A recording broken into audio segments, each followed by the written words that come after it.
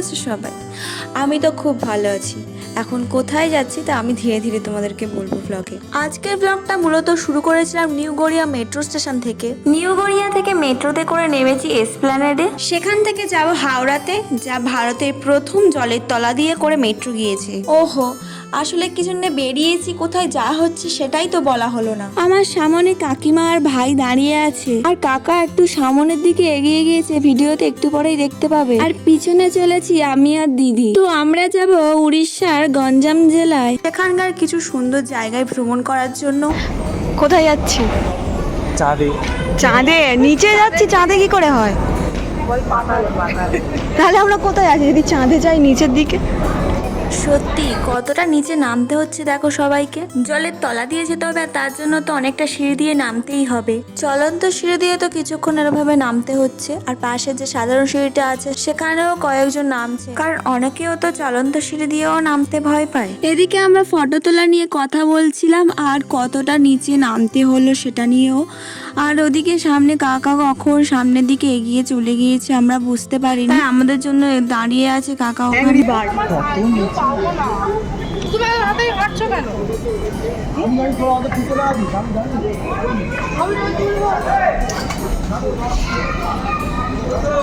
চলো চলো চলো চলো চলো।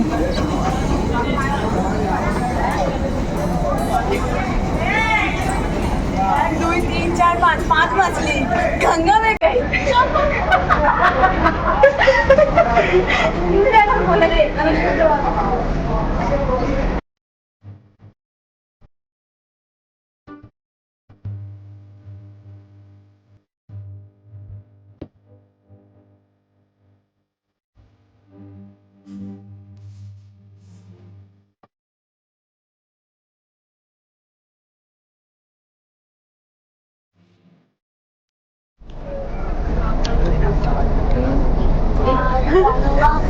গঙ্গা ছাড়ে গঙ্গার তলা দিয়ে গঙ্গার তলা দিয়ে মেট্রো যাচ্ছে, এই কথাটা শুনলেই প্রথমত মাথায় কি কি প্রশ্ন আসে বলো তো? এইরকমই যে এগুলো কি করে সম্ভব হয়েছে, জলের তলা দিয়ে মেট্রো যাচ্ছে, মানুষ যাতায়াত করছে কিভাবেই না এসব কিছু বানিয়েছে। বসে বসে অপেক্ষা করতে করতে ঠিক সেই সময়টা তো চলেই এলো। গঙ্গার নিচের সুড়ঙ্গের মধ্যে ঠিক যে মুহূর্তে মেট্রোটা ঢুকবে, ঠিক সেই মুহূর্তে একটা নীল এলইডি আলো জ্বলতে আমরা দেখতে পাবো, যাতে আমরা যাত্রীরা বুঝতে পারি এই নীল আলোটার মাধ্যমে গঙ্গার নিচ দিয়ে যাচ্ছি। এই কয়েক সেকেন্ডের অনুভূতিটাই যেন আলাদাই। বাবা কি গরম, নদীর জল খুব গরম। ওই তো আমাদের চাঁদ।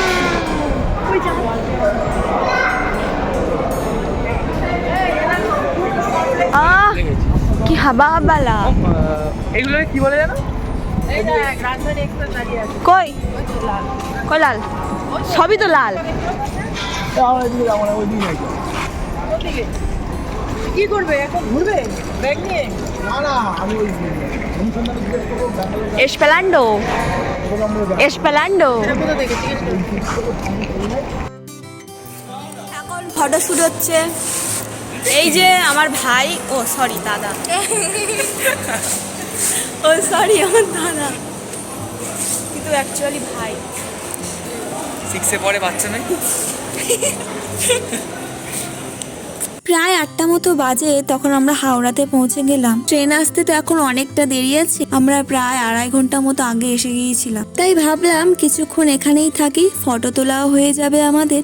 আর এদিকটায় বেশ হাওয়াও বইছিল, বেশ সুন্দরও লাগছিল আমাদের, তাই এখানেই বসেছিলাম কিছুক্ষণ। বসে তো ছিলাম আমরা সবাই, তার মধ্যে থেকে ভাই একটু এদিক ওদিক হাঁটতে গিয়েছিল, কিন্তু আমাদের কাছে ফেরার সময় রাস্তা গুলিয়ে ফেললো। তারপর আর কি কাকা গিয়ে খুঁজে নিয়ে এলো একসাথে। আর একটাও ব্যাপার যেটা হলো ঠিক তারপর বসে থাকতে থাকতে দেখলাম যেটা, দুটো ছোট বাচ্চাকে নিয়ে তার বাবা লিফটে করে দুজনকে নিয়ে নামতে পারছিল না। কোলে করে নিয়ে হোক বা নিচে নামিয়ে অনেকবারই চেষ্টা করছিল, তারপর কাকিমাকে বলতে এই সাহায্য করতে গিয়েছিল, সাথে দিদিও ছিল। ফিরে আসতে জানতে পারলাম তাদের সাথে একটা ছেলেও নাকি যাচ্ছিল, কিন্তু তাদের সাথে না থেকে নিচে দাঁড়িয়ে সেলফি তুলছিল।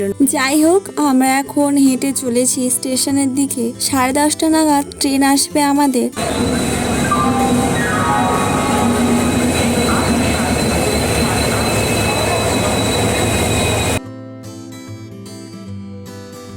ট্রেনটা আস্তে আস্তে ঢুকে গেল স্টেশনে, আর আমরা চলেছি হেঁটে পরপর সামনের দিকে সেকেন্ড স্লিপার কোচের দিকে। স্টেশন থেকে দিদির মামা মামি আর মামির দিদিও আর একজন ছোট্ট কিউট দুষ্টু মাম্মা, তো সবাই মিলে একসাথে যোগ হয়ে হেঁটে চলেছি। হ্যালো আমরা ছপাক খেলছি। एक मछली पानी में गई छपाक, दो मछली दो मछली पानी में गई पानी में गई छपाक छपाक, तीन मछली तीन मछली। এখন প্রায় 11টার মতো বাজে, ট্রেনটা ছেড়ে দিয়েছে। রাতে সবাই ডিম কারি আর রুটি খাওয়া হয়ে তারপরে আমরা তিনজনে উপরের সিটে বসলাম।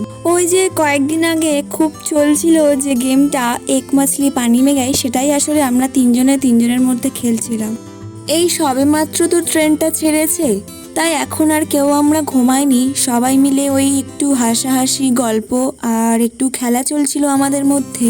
আর এই যে আমাদের মধ্যে একেবারে সব থেকে ছোট সদস্য মাম্মাম, ওকে কিছু বলতে হয়নি না কিছু জিজ্ঞেস করতেও হয়নি, ক্যামেরা অন করতেই নিজের পরিচয় ইংরেজিতে বলতে শুরু করে দিয়েছিল। আর আমরা যা যা খেলছিলাম ও সাথে যোগ দিয়েছিল।